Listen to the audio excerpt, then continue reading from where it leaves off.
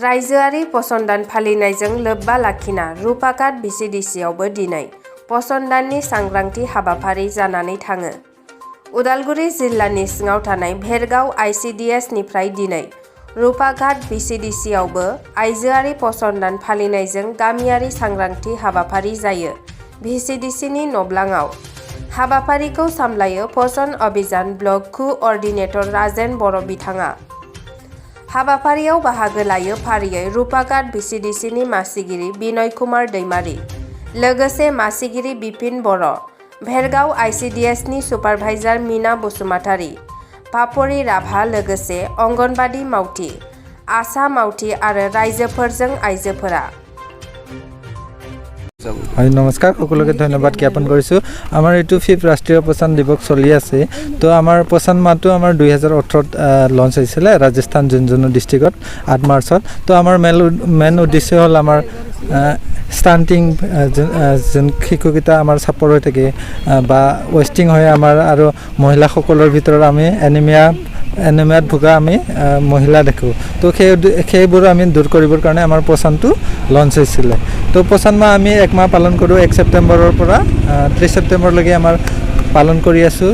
ইয়াৰ মাজেদি আমি বিভিন্ন আমাৰ অংগনবাদী চেণ্টাৰ বা VCDC সহায় সহযোগত আমি এৱাৰনেছ প্ৰগ্ৰাম পাতি আছোঁ। আমাৰ 1 তাৰিখৰ পৰা আমাৰ 10 তাৰিখলৈকে আমাৰ পচন পঞ্চায়ত পাতিব লাগে। এই মৰ্মে আমি ভিডিঅ' সহায়ত বা হেল্থ বা শিক্ষাৰ সকলো বিষয় ববীয়াসকল লগ লাগি আমি এৱাৰনেছ প্ৰগ্ৰাম পাতি আছোঁ।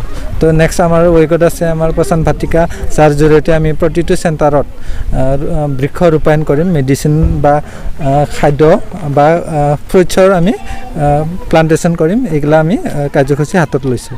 ঠিক আছে। निसे खुलुमनाय बावहरनाय थाबाय सिगांग्रो। माने जोंनि बिदि पसन अभियान होननानै बुंदोंखो जोंनिया राजस्थाननि झुनझुन जिल्लायाव जादोंमोन। बेखौ नारी दिबस जे 8 तारिखआव जायो, बिदों संहति लाखिनानै नरेन्द्र मदि बिथाङा बेखौ जोंनो लन्च खालामनानै होबाय। थिग बेबायदिनो जों दायो बिथांमोननि बिथोन हिसाबै, सरकारनि बिथोन हिसाबै जों दायो समग्र जोंनि अखमाव आरो जोंनि उदालगुरि जिल्लायाव जों बे पसनखौ 1 तारिखनिफ्राय जों फालिबाय थादों। आरो बेबायदिनो सिगांग्रोबो जोङो फागिलि जिगलि जोङो साइकेल रेलिबो खालामबाय। बे पसन अभियाननि सायावनो अनेक जोङो बजारे सहरे जोङो प्ले कार्डबो बिलाइबाय। बेखौ जाने जोंनि गोग्गो देहा लाखिनो थाखाय, गोग्गो बिमा जानो थाखाय, गोग्गो सासे मोजां देहा जोथोन लाखिनो थाखाय बेसेबांखिनि आसनिखौ जोङो रुपायन खालामनो नाजाबाय थादों आरो बिदिनो जोङो नाजाबाय थागोन। आरो बिदिनो जोंनि गथ' गथायखौ जों दायो बहुद जों गामि ओनसोलनि आइजोफोरखौबो जों दायो बहुद सजागता नुदों। मानो होनबा गथ' गथायखौ बिजि होआलाबानो दोना, जाहोनाय लोंहोनायखौबो बहुद मोजां नुदों। अथस' बागान ओनसोलावबो आङो गोलैदों। बागान ओनसोलावबो आङो बिबायदि गथ'फोरखौ जोथोन लानायखौ आं नुनो मोन्दों। आगोलाव माबायदिमोन, दायो माबायदिमोन। जोङो गथ'खौ माने गोरबोआव थानायनिफ्रायनो जिबायदि जों जोथोन लानांगौ बेखौ जोंहा बावगारोमोन। मानो होनबा जोंनि बर' समाजाव बहुद खोमसि फोथायनाय दं। बे फोथायनायफोरखौबो जों होस्रांनो हमदों। मानो होनबा सासे गथ'आ उजन गैयै जानानै रानख्रेबलांनायखौ, जानायनि अभाबाव जानायखौनो बान्दोर फैया नांदों होननानैहा अजा हिरि सुनानै बहुद गथ'आ थैनो हमलांबाय। माने जोनोमनिफ्राय जोंफ्रा गथ'फोरखौ माने बिजि लाबानो जोंहा बे गथ'आ बान्दर फैया होननाय सोदोबा खारगोन। मानो होनबा बान्दर फैया नाङा, माने बिनि जानायनि अभाबाव, बिनि जोथोननि अभाबावसो बे गथ'आ माने मालनारिसआव भुगिनानै दोङो। बेखौ जों मालनारिस होनना बुङो, जोंनि बर'आव खाया नांनाय होनना बुङो। जाहाथे बेफोरो जाया जाथों बिदि दायो बहुद गामिखौनो माहाय मोजां नुदों। जोङो गावगाय थाबायना गिदिंनानै जों रेस्ट लायाजासे बेखौ बे थांनाय 1800निफ्रायनो जोङो बेखौ जोङो माने गावगायखौनो न'खर जाथि खुरमाखौबो जों थांनोनो समबो मोनखाला। बेबायदिनो जों बे खामानिखौनो मावगासिनो दङ।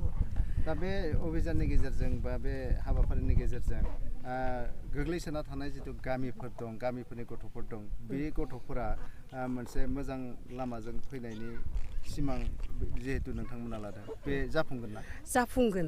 मानो होनबा दासिम जोङो सिगाङाव जि प्रथम ICDS जों जि भेरगावआव जोङो फैबायमोन, बेयावहा जिबायदि गामियाव थांदोंमोन गथ'फोरखौ जों बिदि नुनो मोनामोन। खिन्थु जोंफोर अंगनबादिनि थ्रुयैदि आरो जोंफोरबो थ्रुयैदि जोंनि आरो NM आरो आसानि थ्रुयैदि जोङो जिखिनि एवार्ड लाबाय थाबाय, बिदि जों दायो बहुद मोजां जानायखौ नुनो मोनबाय।